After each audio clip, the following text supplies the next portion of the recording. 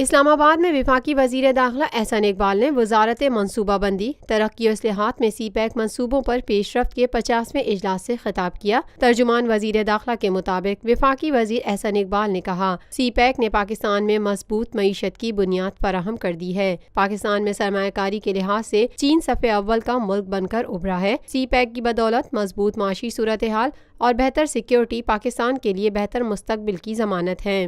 وزیر داخلہ نے کہا، چین نے پاکستان میں اس وقت 46 ارب ڈالر کی سرمایہ کاری کی جب کوئی بھی ملک یہاں 1 روپے کی سرمایہ کاری پر آمادہ نہ تھا۔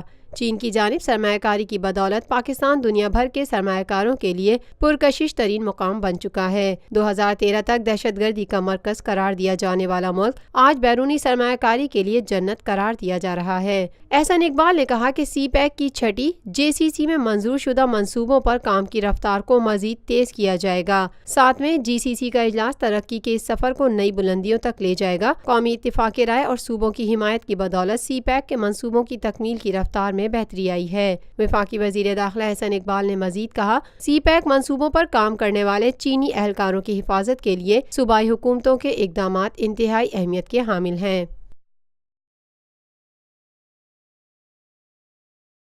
Lotus Lake Towers, a groundbreaking endeavor by Lotus Properties.